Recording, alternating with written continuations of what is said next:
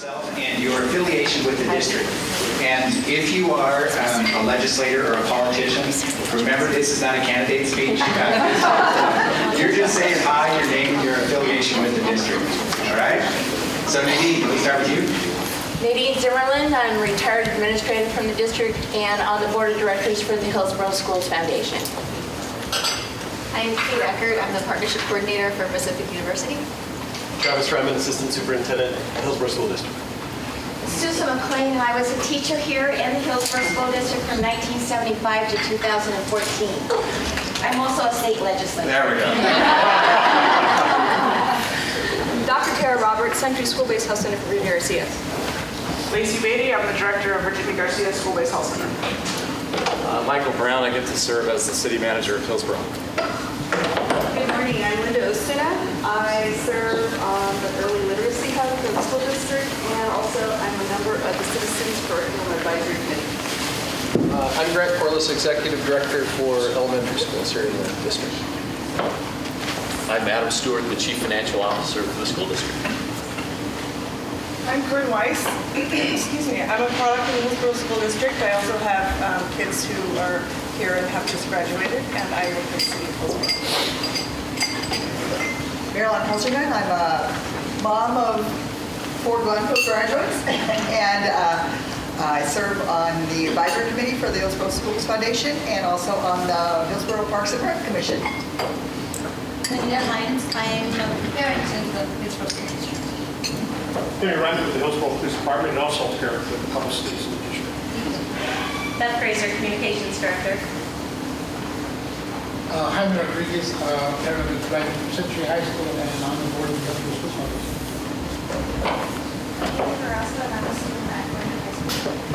Julia Gonzalez, and I'm a student at Midland High School. Michelle Morrison, I'm director of business services for the district and I'm proud to be here. I'm Glenn Mason. I'm a parent of 3 local school districts. I'm Kit Swartz. I'm a parent of 2 incoming HSD kids. I'm also on the Citizens Curriculum Advisory Committee. I'm Audrey Carter, the Hillsboro Parents. Ted Zare, executive director of secondary schools, Hillsboro School District. Lisa Allen on the Hillsboro School Board. Elizabeth Christensen, I'm a parent. Good morning, Daphne Tappert. I'm a parent of 2 twins here in Hillsboro School District and also a former Hillsboro student as well. My name is Kyle Allen. I'm on the Hillsboro City Council. My name is Sherry Anderson. I'm a parent with 2 kids in the district and on the Citizens Curriculum Advisory Committee. Good morning. I'm Dale Spitzer. I'm a parent of 2 students that go to Hillsboro Schools, and I'm also assistant superintendent of school performance. I'm Harvey Berkey. I have 2 daughters that graduated from the Hillsboro school system. I work for the Hillsboro Tribune newspaper, and I'm on the board of the Hillsboro Schools Foundation. Good morning, I'm Deanna Palm with the Hillsboro Chamber of Commerce and on the board of Portland Community College. Good morning. My name is Yvette Salantev, and I have 2 boys that attend the Hillsboro School District. Good morning. I'm Monty Akers, school board member and proud parent of 3 graduates from Glencoe High School. Good morning, I'm Patrick Preston with the city of Hillsboro. Hello, Lisa Duffy, parent of an 8th grader at Evergreen Middle School and parent club treasurer. Good morning, my name is Olga Acuna. I'm also a former student at Hillsboro Schools, graduated from Glencoe High School. I'm on City Council, and I am also the Director of Federal Programs. Good morning. I'm Don Wolf. I'm the Chief Information Officer for the Hillsboro School District. Good morning. I'm Debbie Ashley. I'm the Chief Human Resources Officer for the school district. Jerry Willie, I'm mayor of Hillsboro, and I work for Michael Brown. Good morning, Luis Nava. I got 3 sons already graduated from Field High, 1 daughter attending Century High School. I'm in the site council of Century High School, but also I'm the president of the parents part of the Early Learning Hub, Washington County Early Learning Hub. Good morning, I'm Jenny Watson. I'm with the Hillsboro Schools Foundation, and I also have 2 kids at Century High School. I am Matt Cryle, local real estate guy, and I'm a member of the Hillsboro School District. I'm Janine Salmon. I am a Hillsboro School Board member, a proud parent of Liberty alumni, and I am a candidate for House.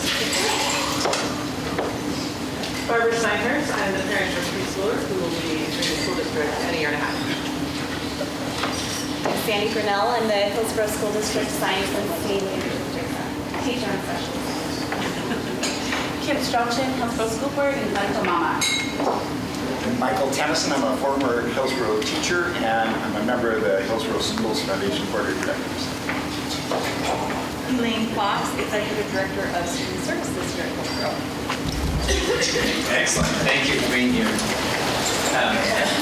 If you attended the last school summit, we took the opportunity to try and describe what pathways were available to our students for career and college success and access, as well as some of the barriers that may be standing in the way for some of our students. And today we're going to change it up a little bit. We're going to hear from our students directly, and we've got a panel of students here that have bravely volunteered to share their opinions on a couple of different questions.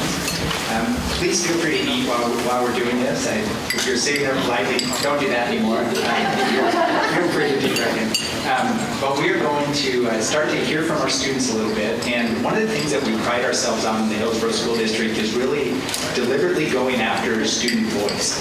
Oftentimes you hear districts talk and you never hear from the students or the people that are actually impacted. And that's something that we really pride ourselves on. We feel great about that, and we also know that sometimes it's a risk because students are brutally honest with what they have to share. I was a middle school administrator for a long time, and kids would feel free to tell you anything they were thinking, whether it was about the shirt that you were wearing, or in fact, one kid said, "Hey, nice shirt, my dad had one like that," back when they were in style. Hopefully you guys won't be doing that today, but we do have a diverse group of students here that we want you to meet, and we're going to ask them to answer 2 questions for us. And before you answer your first question, if you could introduce yourself, what school you're at, and what grade you're in, that would be great. Our first question is, in thinking about your time in our school system, think about one experience or program that was most inspiring, meaningful, or helpful for you in preparing for your next step in life. All right, Becca, can we start with you? Is this the next one? You may try clicking it up. I'll turn mine on. Okay, so this is really loud. Okay, so I'm on Ignite, which stands for Inspiring Growth Now in Teacher Education, and through that program, I heard about the Team Tuesday Market program last year, and I was really interested, but I wasn't really sure about doing it because I knew I had a really busy summer, and then Ruth and I just decided to jump right in and try it, and we ended up starting a business called Glow Cosmetics, and it was a really rewarding experience because I didn't think that I'd be interested in marketing or entrepreneurship at all, but I ended up having a knack for it and really enjoying the program, and we ended up doing pretty well. I'll let Ruth introduce herself.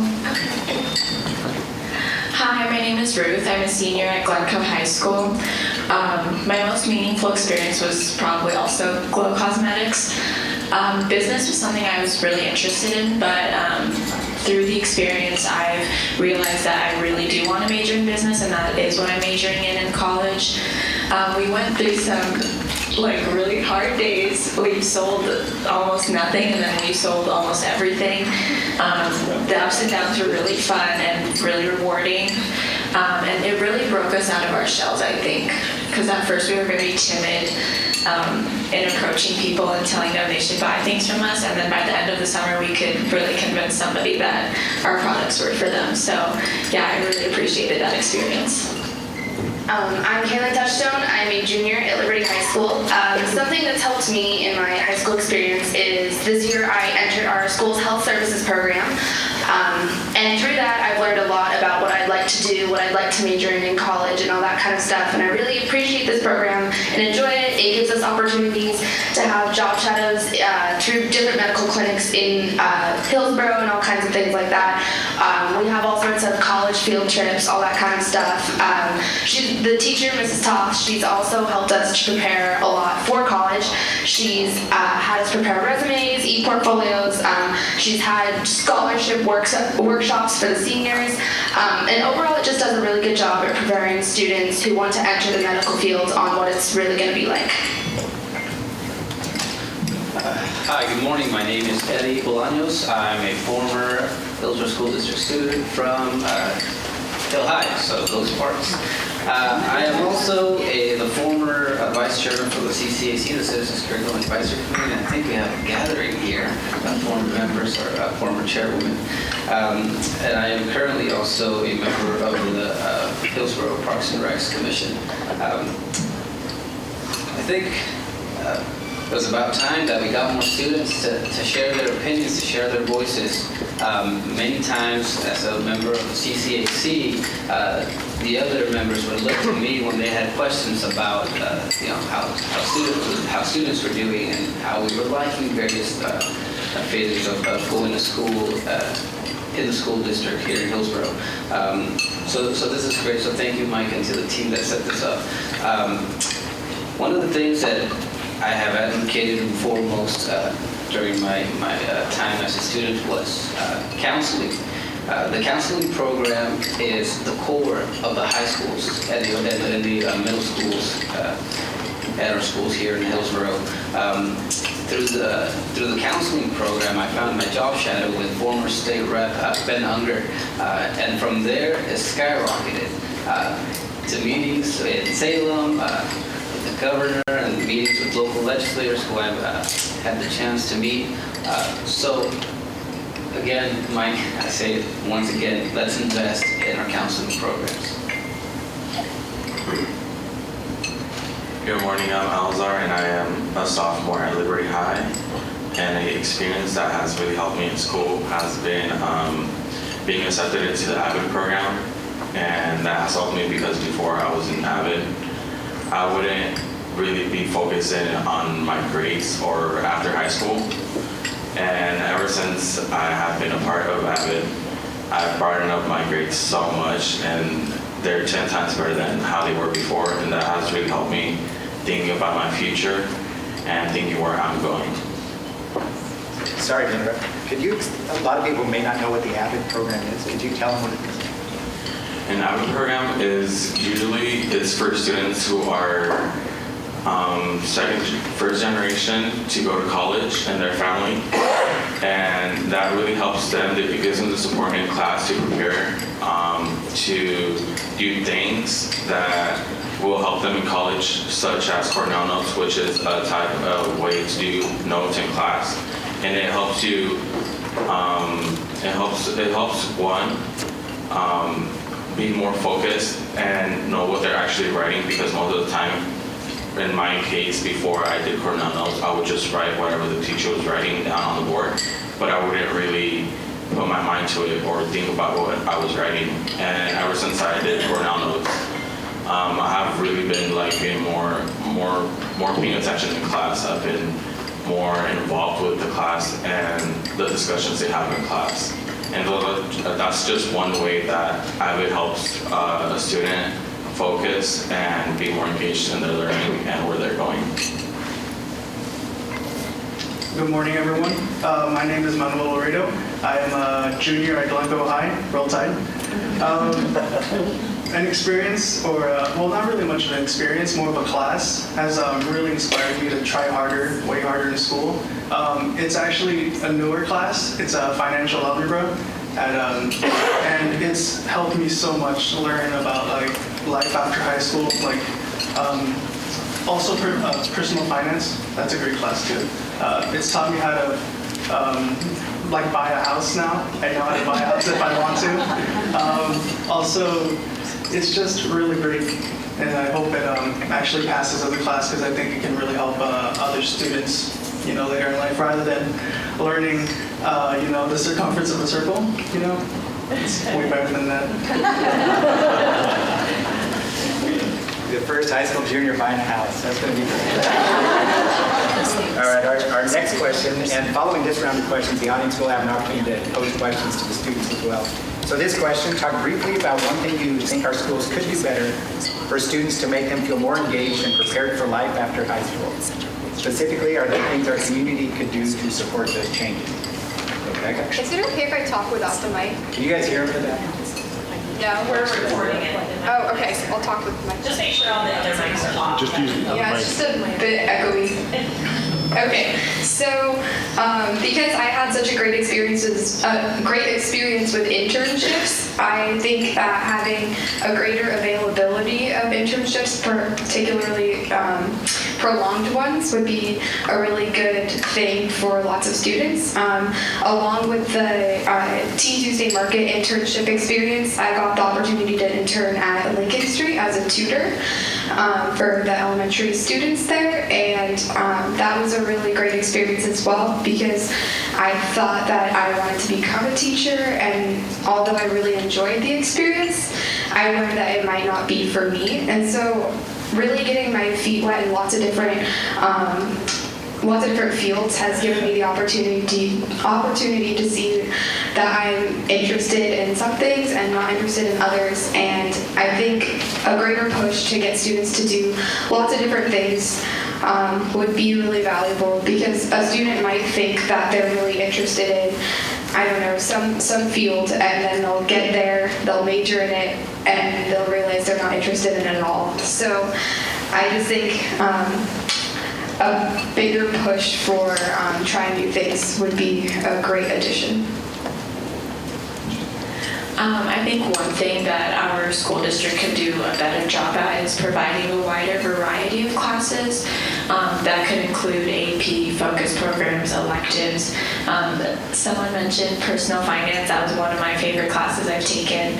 And we just at Glencoe got financial algebra, which I think will be really cool and really beneficial, so people can learn how to buy a house and how to get insurance and things like that. In terms of the community supporting, I think contacting your local legislators and having them allocate more money to our school district would be really helpful. So yeah, that's what I would do.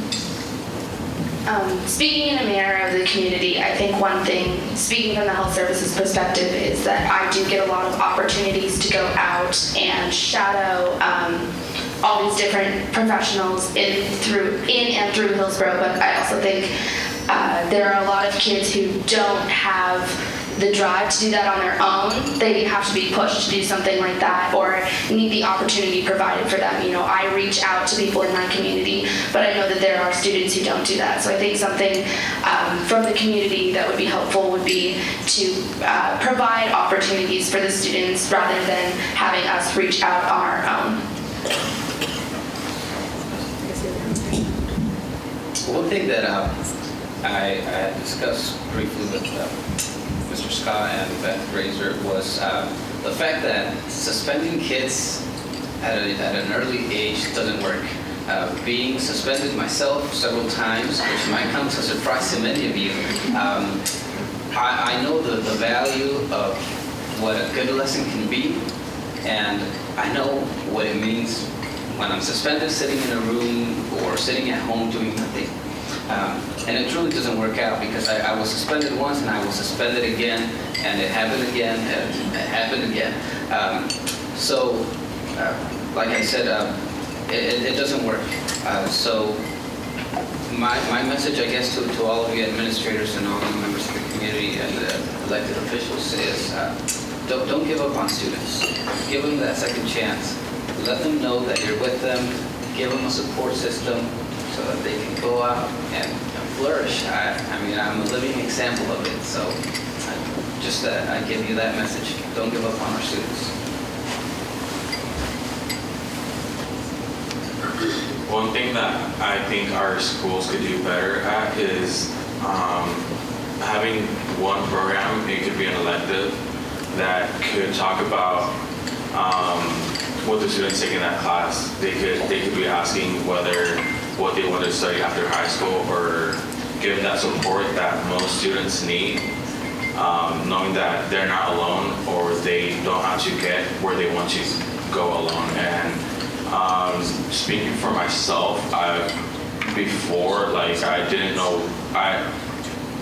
really think I had the support of many of my teachers as I do now about my grades or things, talking about school-wise. And maybe a class like that could really help a student out, and it could really bring him back into actually focusing in school and not thinking that, you know, after high school, they're just gonna have some job. And instead, they should be thinking, you know, what college or what university should I be attending to? What do I want to major in?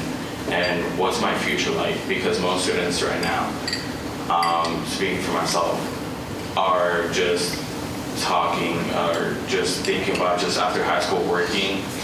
And I think there's more to life than just high school and working. There's that experience of university or college, their future, where they want to go to, and that's something that most students really need.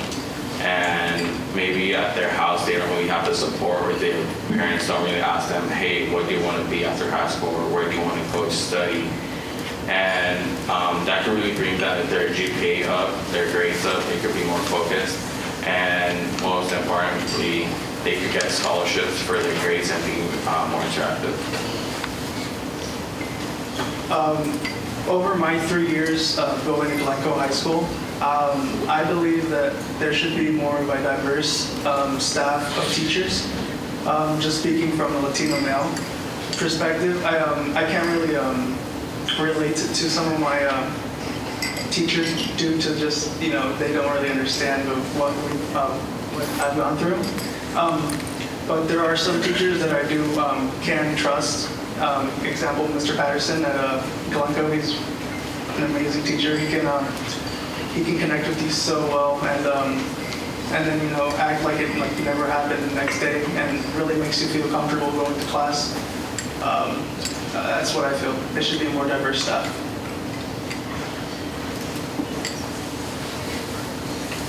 Questions that you might have for our students?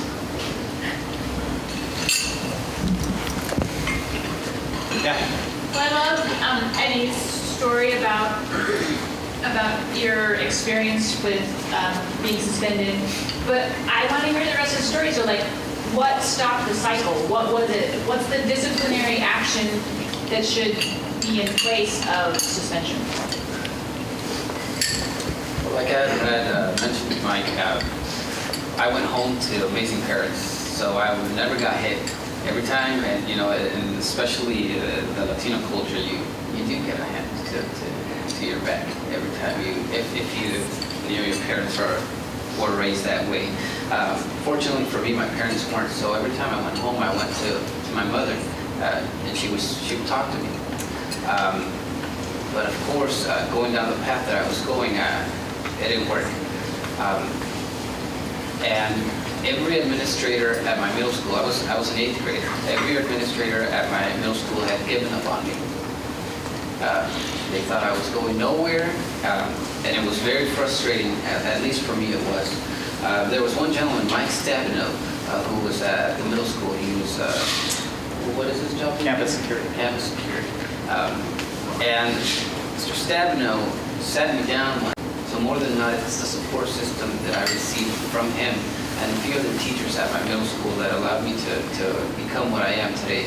But really, there isn't much to suspension because, like I said, it doesn't work. You go back and, you know, it's like being incarcerated. You go in, you do the time, you get back out, you do the crime again, and then you're back in the same pool you started. So it's very much similar. And there isn't much more than that. Just create a support system for our students that will allow them to recognize that they've made mistakes, but that there's, you know, light ahead on the road. Hi, my name's Daphne. I'm curious, how would you feel about being partnered with a mentor in the community? Somebody who started with you at, let's say, 9th grade and worked with you through, you know, your time in conjunction with the programs like you were mentioning, AVID and Ignite, and counseling. Now, how would you feel about that if you had like a mentor outside of your phenomenal parents? Before you answer that question, for those of you who couldn't hear, she was asking about the comfort level of students being paired with a mentor in the youth. Does someone want to take that?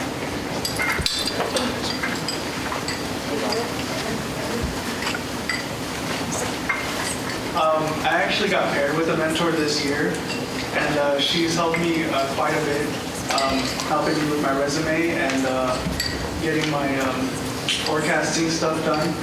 She's been a lot of help. That's been pretty great, and I think it's only happened to a couple of students in my school, like Glencoe. I don't know about anyone else, but. I was just going to say, I think I kind of have a mentor. Brooke Nova is a fantastic person, and she's great at her job. And I met her through Ignite, and I just wish everyone could have their own Brooke Nova. So I think it was a really valuable experience knowing her for the past few years, and I think it would be incredibly valuable if everybody had someone to go to like that. Someone that's professional and someone who can give them advice about college. Yeah, I think it'd be great. From Liberty High School, we actually do have a student mentor program. I know that as a sophomore, junior, or senior, you can volunteer your time to mentor the freshmen, help them out with any homework problems they're having or anything like that. And I think that's really important to do from a student perspective. I never personally had one, but I hear from all my friends who, as freshmen, did have that mentor and how they now have a better understanding of how the school system works and how to get around these obstacles they're feeling or insecurities they're feeling because they had someone in the upper class, one of the upperclassmen who had experienced all of it, to give them advice on how to handle it. I think having a mentor would really, really help any student out, especially those who are struggling in school right now. With their grades, maybe they need someone there to guide them and help them through it. And I think a mentor would be a really, really great investment for the Hillsboro School District. Do you, the people who are talking about counseling and also going to school or to college and on, do you feel you have enough support or opportunities with a counselor to find out all the ins and outs, like applying for scholarships, getting money for college, because that is a definite I think block for a lot of young people is trying to find the funds in order to finance their college education. Do you think you have enough opportunities at schools for this information to get to you so that you don't have to apply for scholarships, financial aid, etc.? Or is that lacking? I think the counseling they have a pretty good job of doing for scholarships, applications for scholarships at Liberty. We also have a career center that helps look into scholarships as well. And I think that there's a percentage of students at any high school that are either afraid of going in and asking for help, or also they're not informed of the opportunities that they can have by going in or that there is at their school. I know personally that I wouldn't have known about ways to advocate for any scholarship because I wasn't the type of student that would be interactive with school or participating in any school activities.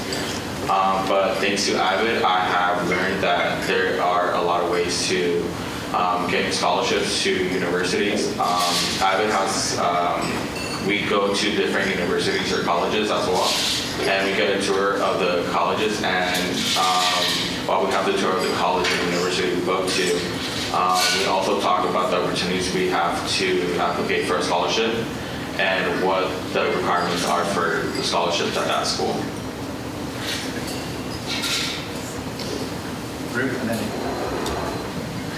So counseling is something we have been talking about on the board superintendent advisory team, which is kind of similar to this panel students meets with Mike Scott every month. And most of what the counselors do is schedule changes, so they're really could be a lot more support that could be given in terms of just information about the FAFSA, about scholarships, about the Common App and applying to college. So I think that if we were to have mentors, that they should provide information regarding those things, because right now what counselors are doing is less mentoring and less of providing support and more of just the logistical stuff like schedule changes. Marilyn, that's a great question, and I'm glad you asked it because, from my understanding, there are a number of students in the school district who are undocumented and don't receive federal or state financial aid.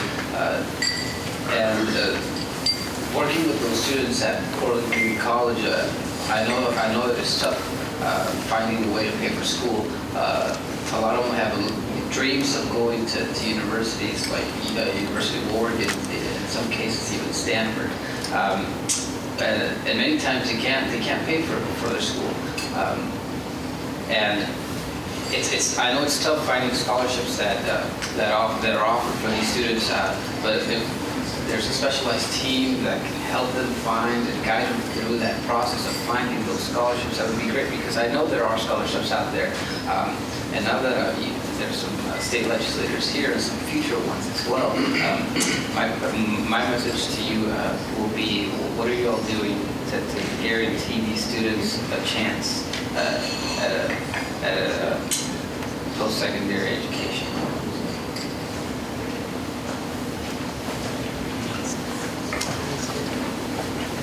Sorry, back here. From the parents' perspective, your parents were very knowledgeable about how the school works, how the GPA, for example, weighs into your grades, and that's the first part. And the second part, how engaged, how involved they were during your education time. They participate in the school activities, events, or going very often to talk to your teachers? That's for me. No, for everybody. My parents were, they tried to get involved as much as they could with the sense going off to work every day. My parents were very involved. They never ceased to be that voice in the back of my head that said, hey, keep going, or how are you doing? And my parents knew that my GPA counted, so my dad would pay me for every A I would get. So that was an incentive for me. I'm not sure how it worked for the rest of the students, but I guess I'll let them share theirs. Through my whole time being in school, my mom has been a super big support system for me. Anytime I've needed anything, she's done her best to be there for me. You know, she's paid for tutors for me, all that kind of stuff. And I think that's really important. And she's also been very involved in school. She's come to any of the curriculum nights of the high school. She goes to the student-teacher conferences, even though I might not want her to. And I think that's really big for the parents in the audience. Students, sometimes they're embarrassed to have you go to these things and all that kind of stuff, but in the end, they don't really know what they're doing, and they do need that adult to fall back on. So I think it is very important that you are extremely involved in your students' school life and checking up on their grades and things like that, and keeping on them, because sometimes they might find that they don't feel supported in school, and so if they're not supported in school, they don't really have anywhere else to go if they don't have a supportive parent. So be that support for them, definitely.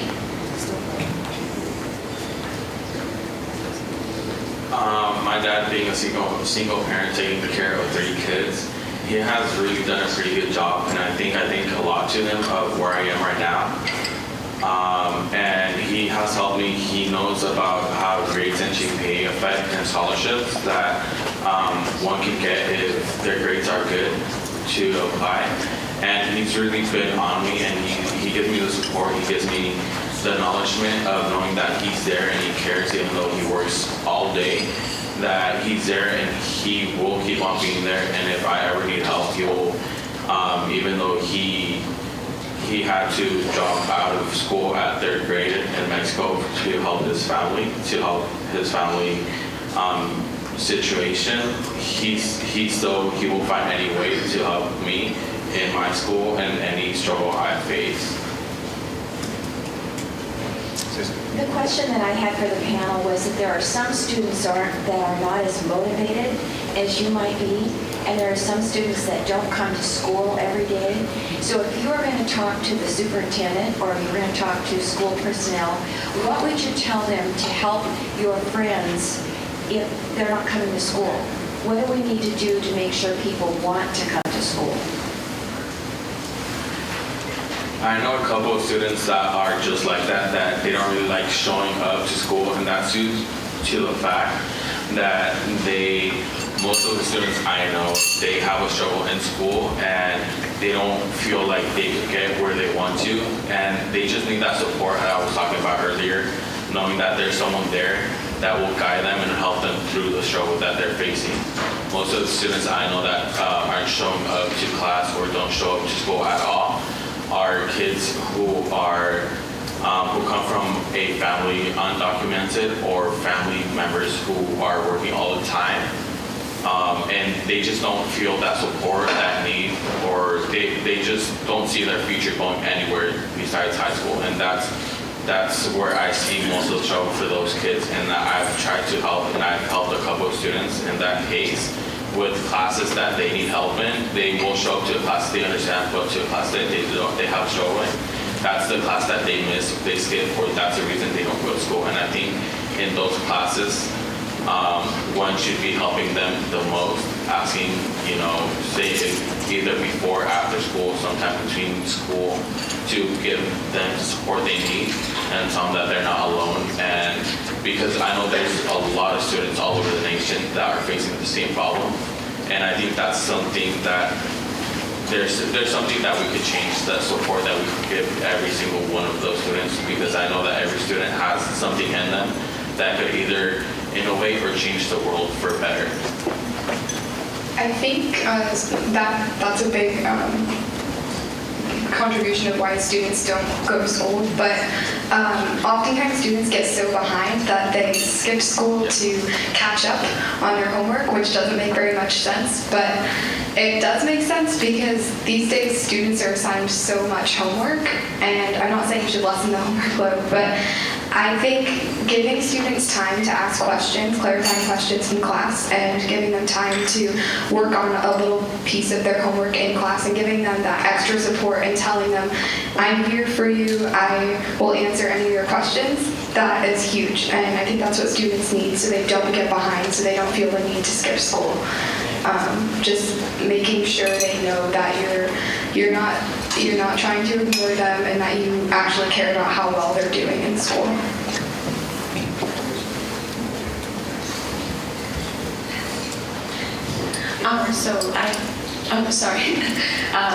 I think something that would help a lot is if every student had somebody in the building that they felt cared about them and how they're doing, not just in school and in terms of grades, but how they're doing at home. I think a lot of people that don't come to school don't have the support or an adult to lean back on, like he said.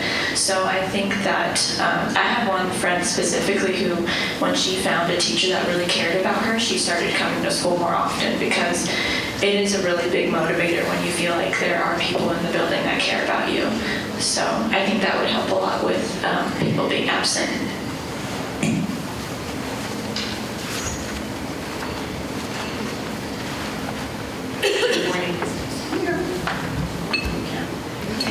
Okay, so my question, thank you for coming today, I appreciate it, and I thank you all for your input. But if you were to, as you get older, your hindsight's real clear, it's crystal. So what would you say to incoming freshmen as far as day one?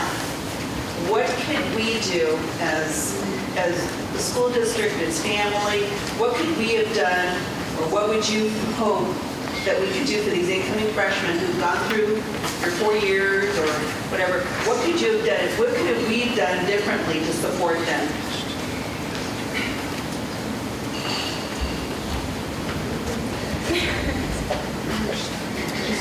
I know that through high school, I've always felt this very big pressure to know what I want to do with my life. You know, I'm 17 years old. I have my passions. I have, this health services thing that I really enjoy doing, and I know that I want to go into the medical field, but day one, I wasn't exposed to that yet, and I think that was a really big thing for me, is I very much felt like I had to know what I wanted to do with my life. I had to know what classes I wanted to be in, where I wanted to go to college and things like that. And I think that's a really big thing that a lot of freshmen at my school feel, is that there's a very big pressure to know what you want to do with your life. And you're 14, you're 15, you don't have to know yet. You don't have to know when you're graduating high school. You don't have to know going into college. But I just think that it's really important to not stress so much what do you want to do with your life, and more of how do you plan to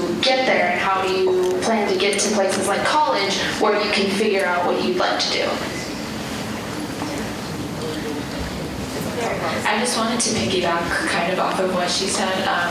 There was a statistic that I heard that said millennials will have about like 5 careers in their lifetimes or more. So I think preparing people not just for one career, but for any career that they possibly will do in their lifetime is probably the most important thing, and make sure that students they don't have to necessarily know what they want to do, but they should find out what they love learning about, I think, is the most rewarding. So I think in addition to that, students coming in freshman year should be given the opportunity to take advanced classes, because I know in my experience I felt like I wasted my time in grade level English classes and stuff like that, stuff that I felt like I didn't really learn in. I think students should be given the opportunity to take advanced classes and focus program classes at a young age, but not like have to commit to being in that focus program particularly.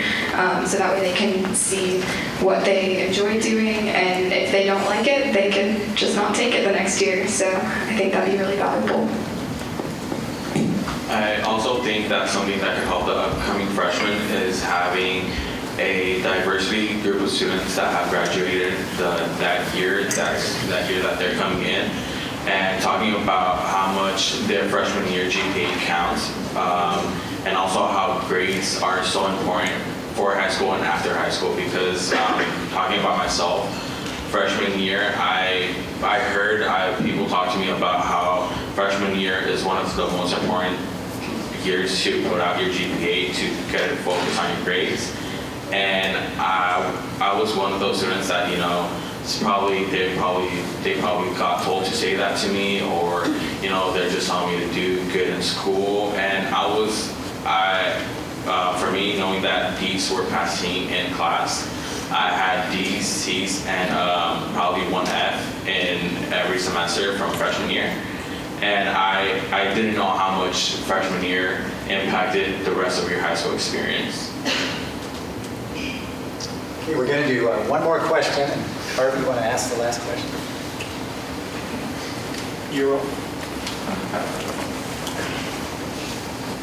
You're all high school students or out of high school.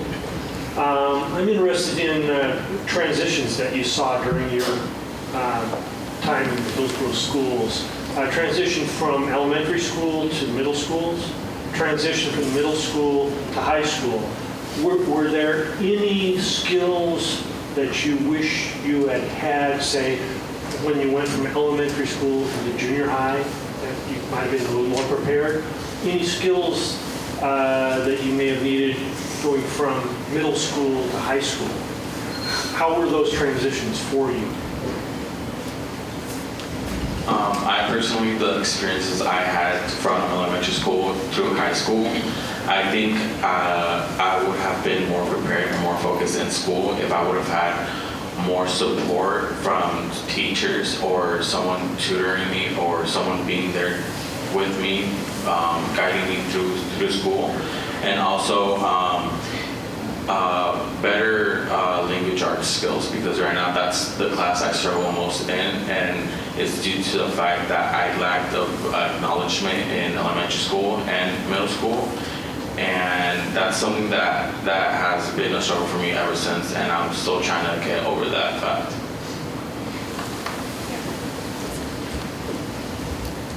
I know for me, the transition from elementary school to middle school was very smooth. It felt like I was learning, I was still progressing my education very smoothly. I was just in a different place, and I felt very comfortable with the people around me, with my teachers and things like that. And then high school hit, and I did not feel very prepared at all, quite honestly. I think that in elementary school and middle school, I don't like to use the term babying you, but they really do. They don't tell you what high school is going to be like. You're suddenly thrown in to a school where you're surrounded by kids, you're in classes with kids of all different ages, of different grades and things like that. And I don't think in middle school and elementary school you get that exposure. And so I think it's important especially in middle school, for the teachers to tell you things like, you really need to be prepared. You need to know how to take notes. You need to have a good study system, good study habits. You need to have a good homework system and things like that, because I definitely feel like those are the things that I struggled with from middle school to high school. Okay, you each get 30 more seconds, and then we're going to transition to our next activity. Your last piece of advice for all the adults in the room, or your wishes for education, or what you wish for our school district. All right? And Mo, you want to kick us off? All right.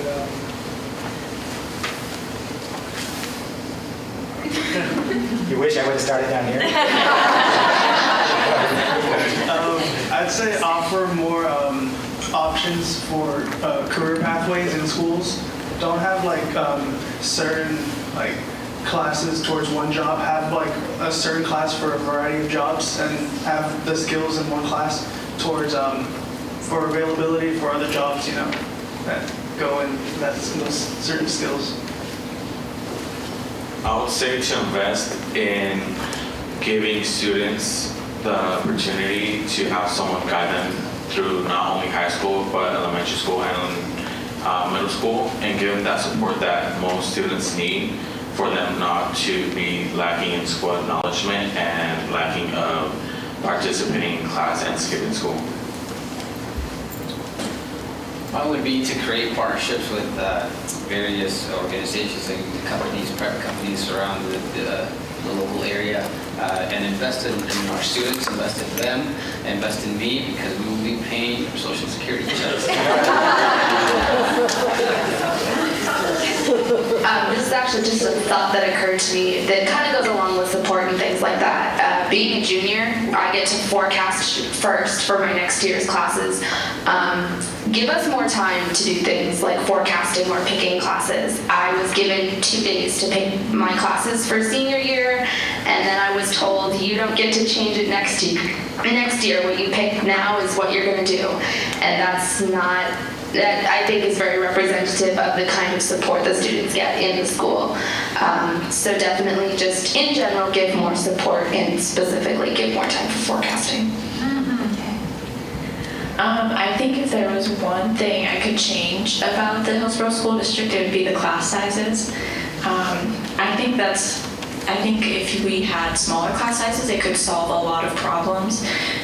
It would help out with the support that we've been talking about. When teachers just have less students, they notice more things and they give people that one-on-one time. I think it would also help with students being held more accountable when they're absent, things like that. So I think smaller class sizes is the one thing. I just say engage the students with interactive lessons and Socratic seminars and simulations. Students really enjoy stuff like that, and it helps them learn. And I think hands-on learning is the best kind of learning, in my opinion. And just engage the students and make them feel welcome and valued. If you can help thank our students.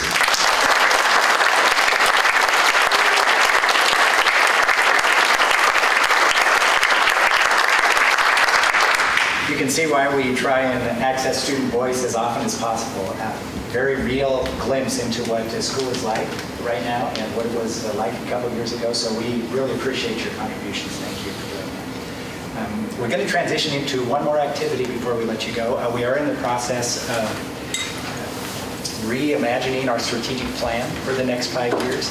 And Beth has an activity that she's going to walk you through that's going to allow us to get some information from you and some input regarding our strategic plan.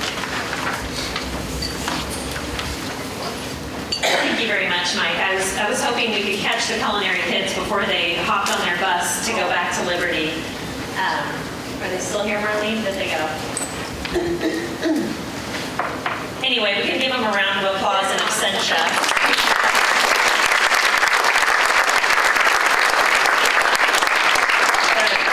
Program at Liberty is just a great example of a real-world learning experience that our kids get. The Iron Chefs class has approximately 40 students in it, and when asked by their teacher who wanted to come help out at the summit, the first of which was in November, everybody in the class raised their hands. So she took half of them in the fall, and half of them came here today, but I think they did a great job. The voices of our students really provide a great segue to talking about a little bit about the strategic plan that we're working on right now. We really like the notion of having a very explicit focus on students in our next strategic plan. And if you look at the materials at your table, you'll see a bullet-like structure in the center that says student experience and outcomes. And the new strategic plan is all about how do we maximize that and ensure that our students are as prepared as they possibly can with options before them as they leave our system. And how can we ensure they're supported throughout their time in our system? And you see kind of a concentric circle configuration, and that's really meant to try to imagine what's the life of the student, and then what are those things closest to them. And moving out from there, how can we ensure that that entire system from the farthest points out to the closest in are the highest quality and most engaging that they can possibly be. Pardon me. Some of you hopefully have had a chance to view our strategic plan video that we put out a couple of weeks ago that explained the basic structure of the plan itself. What I want to let you know today, we completed the draft of the third and final piece of what we hope to be kind of a three-part strategic plan that could, at any given point in time, let folks know what we're focusing on and where we're at in our achievement of our strategic objectives of making sure that all students graduate with career and college readiness skills by the time they leave our system. So what you have is you have the plan itself, which is meant to be a broad vision that overarches the entire 5-year span, that gives some broad areas of focus. And then you have the snapshot pieces that will tell you at any given point in time what's the actual achievement we're seeing from our students. And this document of key achievement indicators has both standardized testing as well as internal data that we keep on our students, how many internships have they taken, how many dual credits have they earned while they're in school, different things like that. And then we have our work plan and goals, and that's meant to be the one-year look at what are those top initiatives that we're focusing on at a district level, and then what are our top strategic goals for that coming year. And in addition to that, we try to take those kind of concentric circles of focus and say, what's happening in each of these areas, what's been happening, and then what are some things that we're going to be doing within each of those spaces over the course of the next year. So hopefully between those three, at any given time, you can say, okay, here's where the district is at, here's where it's headed, this is what's important. It's not exhaustive information by any stretch, but it should give you a good sense of where we're at. So what we want to do now is we'd like to invite our student panelists to spread out and join you at the tables, and we'd like you to spend a few moments talking at your tables about the strategic plan, about how you feel like our strategic plan should mesh with the words that you heard our students say this morning. Does it resonate with you? What questions do you have? What ideas do you have? I would love to have at least one person at each table take notes. Everybody should have one clipboard with a note-taking sheet there. If somebody can record that, I will type those up right after this meeting and email all of you with the responses so you can see that. Your exit ticket is simply writing on the yellow note card your name and your email address so I can get that information out to you, along with some other follow-up pieces of information, including the evaluation. So if you can just start doing those table discussions. If you feel like you're at a table without that many people, feel free to combine with other tables, and students, please join. And we'll call you back at about 5 minutes to 10 so we can wrap up.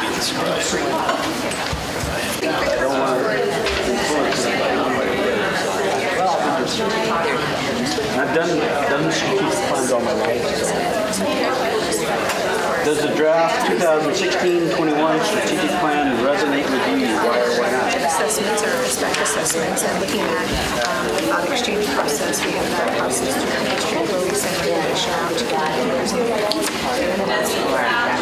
to provide that kind of support and that relationship with me. So it really is all about the relationship that we set up. It's right here. We have relationships, and it says exactly what it is.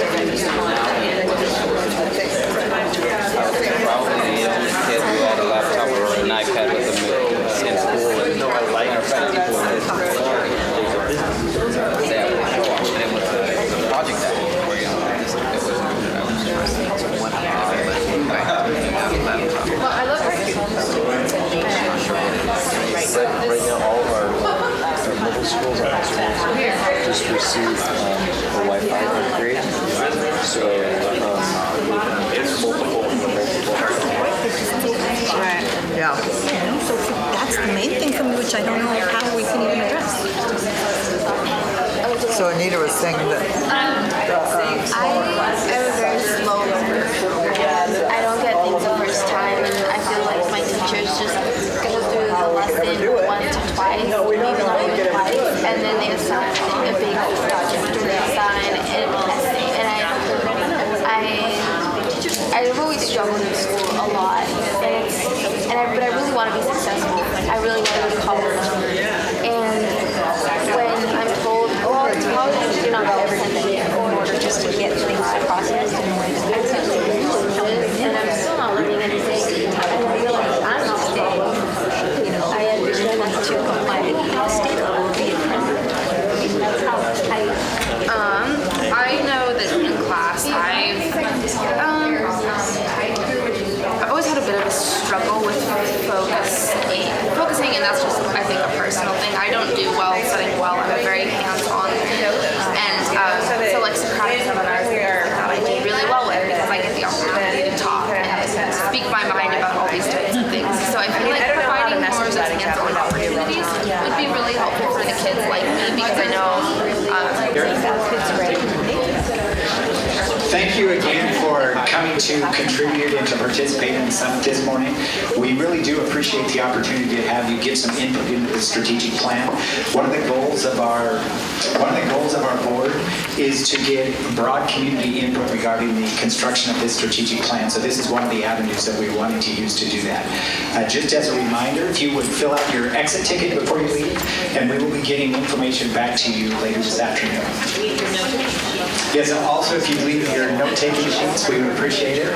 And before we wrap up, if I could just thank Beth and her crew, Jane, Marlene, and Justin for helping us put this together.